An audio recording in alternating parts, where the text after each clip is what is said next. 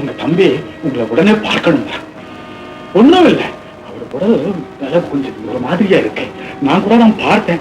இருந்தாலும் ஒரு டாக்டர் கூப்பிட்டுன்னு சொல்லியிருக்கேன். உங்களை பார்க்கணும். வாங்க. எங்க வந்தீங்க? அப்பறைக்கு என்னமோ உடம்பு சரியான்னு சொன்னாங்க, பார்த்துட்டு போலாம் வந்தேன். நீ ஒண்ணும் பார்க்க வேண்டிய அவசியம் இல்லை. ஏன்பா? பாகத்தை பிரிச்சு எங்க அப்பாவை படுக்க வச்சதும் இல்லாம பார்க்க வர வந்துட்டியா நீ? மரியாதையா சொல்றேன், நீ உள்ள வரக்கூடாது. உள்ள வந்து என்ன நடக்கும்னு தெரியாது. என்ன வேணாலும் நடக்கட்டும், நான் பார்த்தா. பையன்டா, நீங்க நல்லா இருப்பீங்களா? சாமியாரு, அவங்களை ஏன் திட்டுறங்க? அவங்க தள்ளுவாங்க, எனக்கு நல்லா தெரியுமே. தெரிஞ்சும் போனது என் குத்தம் தானே, அவங்கள ஏன் திட்டுறங்க?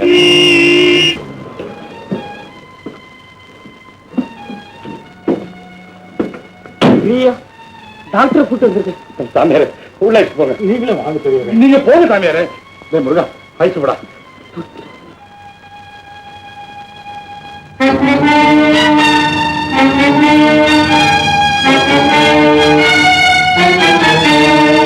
டாக்டர், உங்க ஐயாவுக்கு எப்படி இருக்கு? Wait please.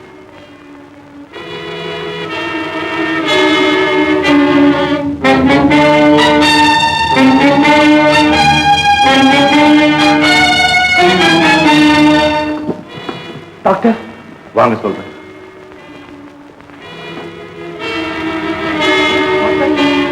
டாக்டர், என்ன டாக்டர் எப்படி இருக்கு? நிலைமை கொஞ்சம் மோசமா தான் இருக்கு. நான் இப்போ ஒரு இன்ஜெக்ஷன் போட்டிருக்கேன். 4 மணி நேரத்துக்கு பிறகுதான் எதையும் நிச்சயமா சொல்ல முடியும். நான் வரேன். சாமியாரு, நான் அந்த வீட்டுக்கே போயிடுறேன். என்ன பெரியவரே இது? தம்பி நிலைமை எப்படி இருக்கு? டாக்டர் என்ன சொன்னாரு? டாக்டர் எப்படிங்க சாமியாரு? என் தம்பிக்கு ஒண்ணும் ஆகாது. அப்படி ஏதாவது ஆச்சுன்னா கூட அவன் என்ன பார்க்காம என்கிட்ட ஒரு வார்த்தை சொல்லாம அவன் சாக மாட்டாயா?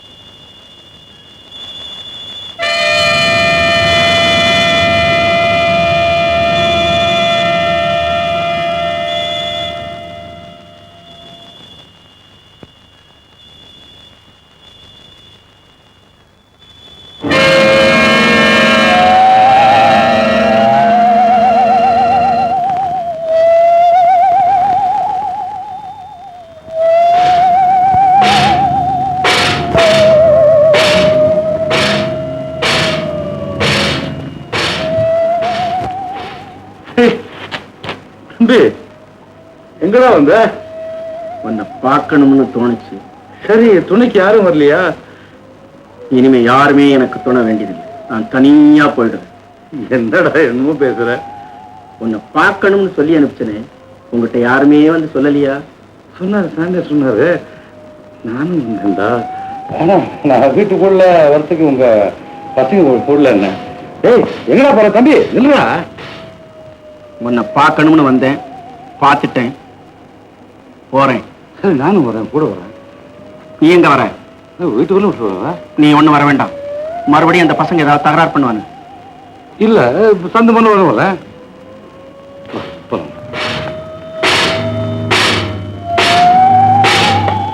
சந்துமனை வந்தாச்சு. நான் போயிடுவேன், நீ போ. நீ வீட்டுக்கு போ, நான் போறேன். நான் போயிடுவேன், நீ போ. நீ வீட்டுக்குள்ள போ, அதுக்கப்புறம் நான் போறேன்.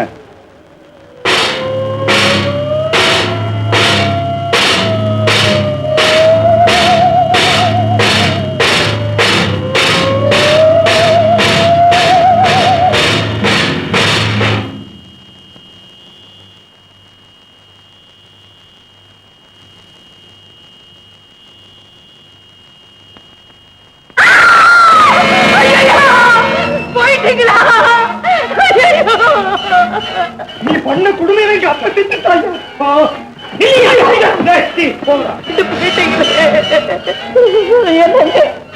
என்னங்க பாருங்களேன், பாருங்களேன், என்னங்க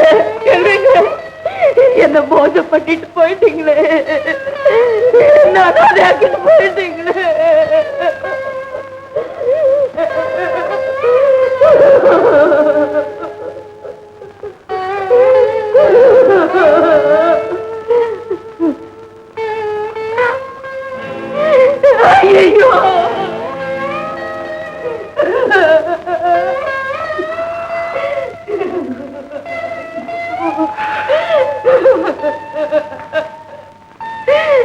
என்னமோ நடக்க போகுது. அது நடந்ததுக்கு பிறகு நான் இந்த வீட்டுக்குள்ள வருவேன்னு சொன்னீங்களே, நீங்க சொன்னதுக்குதானா? இது நடந்ததுக்கு பிறகுதான் இந்த வீட்டுக்குள்ள வரவங்களுக்கு மனசு வந்ததா? என் தாயே, எனக்கு முன்னாலே போயிடுவான் நான் எதிர்பார்க்கலையம்மா. இப்பதானே வந்து என்கிட்ட பேசணுமா? தம்பி முத்துசாமி, என்னடா இது? சொத்தெல்லாம் போயிட்டேன்னு பயந்து போயிட்டியா? அன்னைக்கு நான் பாகத்தை பிரிக்கலன்னா இன்னைக்கு வந்திருக்கிற தீர்ப்புல நல்லது கெட்டது எல்லாமே சேர்ந்து போயிருக்குமேடா. டேய், இப்படி எல்லாம் நடக்கும்னு தெரிஞ்சுதான் உருப்படா சொத்துக்கள் எல்லாம் பேப்பர்ல இது உங்க கையில கொடுத்து நல்லா இருக்கிற சொத்துக்கள் எல்லாம் பிற்காலத்தை உன் பிள்ளைகளுக்கு பயன்படுத்த பண்ணி என் உள்ளத்துல எது வச்சிருக்கேன்டா. முட்டா பயல, பேப்பரை படிச்சுட்டு போயிட்டியாடா, என் உள்ளத்தை பாக்கலையாடா நீ. எனக்கு எதுக்குடா சொத்து? டேய், எனக்கு எதுக்குடா சொத்து? கொஞ்சம் சீக்கிரம் வாங்க. என்னங்க, உங்க 3 பிள்ளைங்களையும் போலீஸ் அரெஸ்ட் பண்ணிக்கிட்டு இருக்காங்க.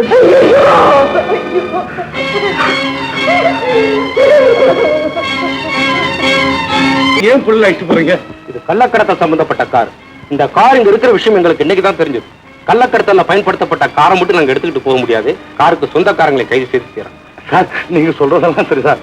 ஆனா இந்த புள்ளியோட தகப்பன் இப்பதான் இறந்துட்டார் சார். ரொம்ப வருத்தப்படுறேன் சார். நாங்க எதுவுமே எடுத்துக்கல. எடப்பா அந்த வண்டிய.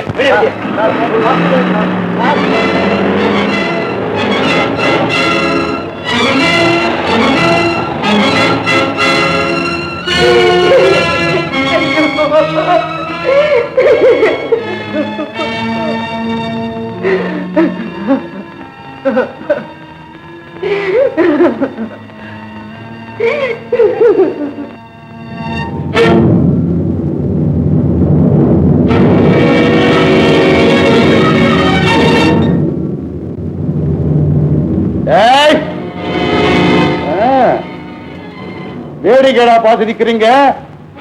சின்ன கிழமை செத்துட்டான், அவன் பிள்ளைங்க ஜெயிலுக்கு போயாச்சு. இனி இந்த பெரிய கிழமை ஒருத்தன் என்னதான் செய்ய போறேன்னுங்களா? டேய், இப்ப சொல்றேன்டா, நான் விட மாட்டேன், விடவே மாட்டேன். என் பிள்ளைகளை மீட்டு கொண்டு வந்துடுவேன், என் சொத்தையும் திருப்பி கொண்டு வந்துடுவேன். இந்த 2 காரியத்தையும் என் தம்பி புலம் எரிஞ்சு சாம்பலாத்துக்கு முன்னால நான் சாதிச்சு காட்டலையா? பாடுறா டேய், பாடுறா.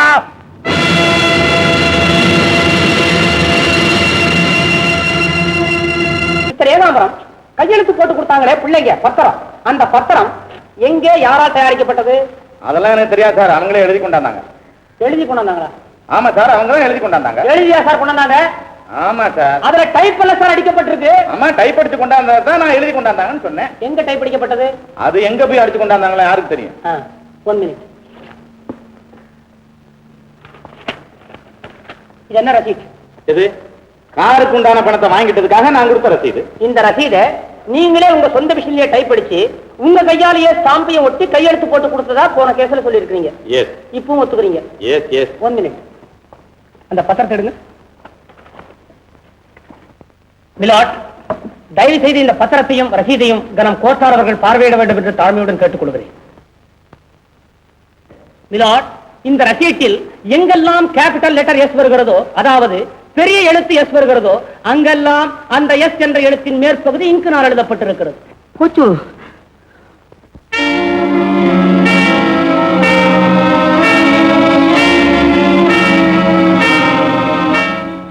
இதிலிருந்து இந்த ரசீது எந்த டைப் மிஷினால் டைப் அடிக்கப்பட்டதோ அந்த மிஷினில் உள்ள எஸ் என்ற அச்சின் மேற்பகுதி உடைந்தோ அல்லது தேய்ந்தோ போயிருக்க வேண்டும் என்பது தெளிவாக தெரிய வருகிறது.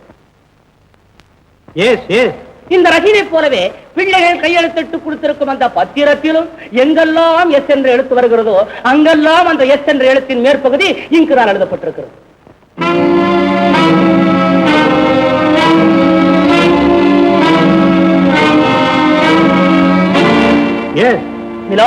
இதிலிருந்து இந்த ரசீது அந்த பத்திரம் ஆக இரண்டுமே ஒரே மிஷினில் டைப் அடிக்கப்பட்டதுதான் என்பது ஊர்ஜிதமாகிறது. இரண்டுமே டைப் அடிக்கப்பட்டது ஒரே மிஷினால் மட்டுமல்ல, டைப் அடித்ததும் ஒரே கைதான். மிஸ்டர் ஏகாம்பரம், அந்த கை உம்முடைய கை. நான் சொல்லுகிறேன், கையெழுத்து போட பிள்ளைகள் காரில் மில்லுக்கு வந்ததாக சொன்னீர்களே, அவர்களை நீர் காரில் வரவழைத்தது ஊருக்கு வெளியே உள்ள ஒவ்வொரு சவுக்கண்டி பங்களாவிற்கு. 28ஆம் தேதி வாங்கிய 4 பாட்டில் மதுவை இந்த 3 பிள்ளைகளுக்கு ஊற்றி கொடுத்து அவர்களை நிலைதடுமாற செய்து அவர்கள் மயங்கி இருந்த அந்த நேரத்தில் நீர் இந்த பத்திரத்தை டைப் செய்து அவர்களிடத்தில் கையெழுத்து வாங்கி அதன் காரணமாக அந்த பிள்ளைகளின் தகப்பனார் மாரடைப்பால் காலமாவதற்கு நீர் காரணமாக இருந்திருக்கிறீர்கள் என்று நான் குற்றம் சாட்டுகிறேன். இல்லை இல்லை, சத்தியமாக இல்லை.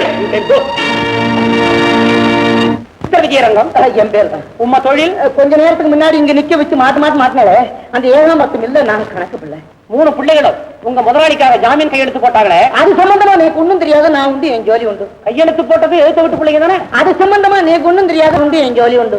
எவ்வளவு தெரியாது அது அவங்க நிறைய கையெழுத்து போட்டாங்க அது சம்பந்தமா தான் நீக்கு நான் உண்டு என் ஜோலி உண்டு. உமக்கு பிள்ளை குட்டி உண்டா அது சம்பந்தமா நீக்கு ஒண்ணும் தெரியாது நான் உண்டு என் ஜோலி உண்டு.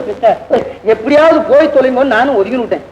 அருங்கோ வக்கீல்வா அந்த நேரத்துல இந்த சர்வ செண்டால என் பேரையே இதுல போட்டு என்ன உங்க முன்னாடி கொண்டு வந்து விட்டு வேடிக்கை பார்ப்பான்னு நான் அப்ப சொப்புரத்திலேயே நினைக்கல. என்ன அப்போ விஜயரங்கம் என்கிற உம்முடைய பெயரை இந்த பத்திரத்தில் எழுதியது உம்முடைய முதலாளி ஏகாம்பரம் தான் என்று இப்போது சொல்கிறீர். அதுதான் சத்தியம். மிஸ்டர் விஜயரங்கம் இங்கதானே நிக்கிறேன். இப்போதைக்கு நீங்க இறங்க போறதில்லை, அது பெரிய இஷ்டம். விஜயரங்கம் இந்த பத்திரத்துல சாட்சி கையெழுத்து போட்டிருக்கிறது நீங்க தானே நான் சொல்றேன். ஐயோ நான் விஷயம் நீதிமன்றத்தில் இவ்வளவு தூரம் வெட்ட வெளிச்சு ஆனதுக்கு அப்புறம் எங்க சாட்சி கையெழுத்து போட்ட நமக்கு ஆபத்து வந்துருவோங்கிற பயத்துல நீர் போட்ட கையெழுத்து நீரே இல்லைன்னு மறுத்து உங்க முதலாளி ஏகாம்பரத்து மேல அநியாயமா படிய சுமத்துறீங்கன்னு நான் சொல்றேன். இல்ல இதுல இருக்கிற கையெழுத்து ஏகாம்பரம் போட்டதுதான் நான் சொல்றேன். கள்ள கையெழுத்து போடுற அளவுக்கு ஏகாம்பரம் அயோக்கியம் அல்லன்னு நான் சொல்றேன். கள்ள கரத்திலேயே தொழிலா கொண்டிருக்கிற இந்த ஏகாம்பரமா கள்ள கையெழுத்து போட்டிருக்க மாட்டான் நீங்க சொல்றேன். நம்பர் 1 கள்ள கரத்திலே செய்துட்டு அதுல இருந்து தான் தப்பிச்சுக்கிறதுக்காக 1 மாசத்துக்கு முன்னாடியே தேதியை தள்ளி போட்டு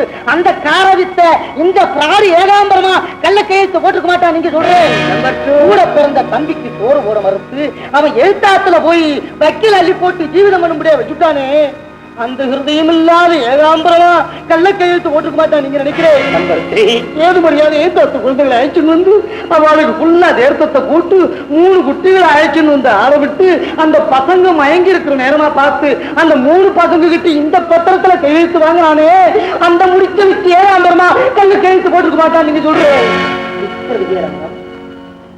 அந்த 3 குட்டிகளை எப்படி ஆடினாங்க? ஐயோ ஐயோ ஐயோ அவ்வளவு வசியமா ஆடினாங்க. அப்சன் சுமார்னு ஆடினா வக்கீல் என்ன இந்த சண்டால அந்த குட்டிகளை எங்க இருந்துதான் அழைச்சுன்னு வந்தானோ என்னவோ அந்த குட்டிகள் வந்ததும் தெரியல போனதும் தெரியல. என்ன மிஸ்டர் விஜயரங்கம் இந்த 3 பிள்ளைகளும் கையெழுத்து போடும்போது அந்த பெண்கள் 3 கூடத்தான் இருந்தாங்களா? கூட இருந்தாளா? இந்த 3 பசங்கள்ல மூத்த போயிருக்கானோ இல்லையோ அவன் ஒரு குட்டி மடியில தலையை வச்சுண்டு அனந்த சேன கோலமண்ண எழுத்து போட்டான். விஜயரங்கம் நீர் போகலாம்.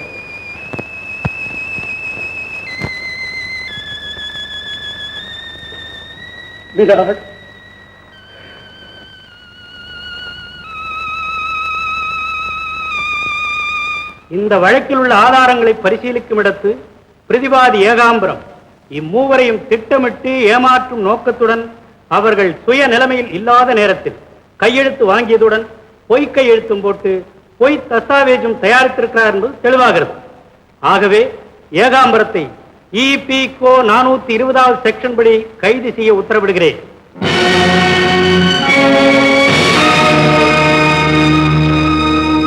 வழக்கை நல்ல நுண்ணறிவுடன் பரிசீலித்து நீதியை நிலைநாட்ட எனக்கு உற்ற துணையாயிருந்த இளம் வழக்கறிஞர் திரு முருகன் அவர்களுக்கு எனது பாராட்டுதல்களை தெரிவித்துக் கொள்கிறேன். Very grand argument. சத்தியம் ஜெயிச்சு போச்சு. நீங்க பண்ண தர்மத்துக்கு வெற்றி கிடைச்சு போச்சு. நம்ம சொத்து நம்ம கிட்டே வந்துருச்சு. இதுதானுங்க பிள்ளைங்க கையெழுத்து போட்டு கொடுத்த பத்திரம். பாத்தியம்மா முன்னுக்கு வரணும்ன்ற ஆசையும் அக்கறை உள்ள இந்த பிள்ளைய படிக்க வச்சு அவன் இன்னைக்கு நம்ம பிள்ளைகளை மீட்டு கொண்டாந்துட்டான். நம்ம சொத்தையும் திருப்பி கொண்டாந்துட்டான். அவனுக்கு செலவு பண்ணதை விட அதிகமா செலவு பண்ணி நம்ம பிள்ளைகளை படிக்க வச்சு என்ன ஆச்சு? ஏன் கவனப்படுத்துறேன்னா பொறுப்புணர்ச்சி இல்லாத பிள்ளைகளுக்கு சொத்து போய் சேர்ந்தா அது நம்ம குடும்பத்துல என்னென்ன நடந்துச்சோ அத்தனையும் நடக்கும். அதனால படிக்கணுங்கிற அக்கறை உள்ள பிள்ளைகளுக்கு பயன்படுறதுக்காக நம்ம சொத்துல பெரும்பகுதி தர்மம் பண்ண போறோம். அதே நேரத்துல நம்ம பிள்ளைங்க அன்னன்னைக்கு உழைச்சால்தான் சோறுங்கிற நிலைமையில இருந்தால்தான் நிரந்தரமா சரியா இருப்பாங்க. அதுக்கு எவ்வளவு சொத்து தேவையோ அவ்வளவுதான் கொடுக்க போறேன். அது கூட எங்களுக்கு வேணாம் பெரியப்பா. இனிமே நாங்க பாடுபட்டு உழைச்சே சாப்பிடுறோம். இல்லப்பா எதுக்கும் ஒரேடியா போகப்படாது. அங்கங்க நிதானம் தேவை. வந்து நம்ம பாப்பாவை எழுத்த விட்டு பிள்ளை கொடுத்துட வேண்டியதானே? அதான் உன் புருஷன் அன்னைக்கே முடிச்சுட்டானேம்மா. என் பொண்ணை கெடுத்துட்டான்னு ஊரையே கூட்டி பத்திரிக்கை வச்சுட்டானேம்மா. இப்ப என்ன பண்ண முடியும்? அவன் தான் கொடுத்தாகணும். ஆனா ஒண்ணு சொல்றேம்மா, அந்த புள்ள மனோகரன் உனக்கு மருமகனா வரத்துக்கு தகுதி உள்ள பையன்.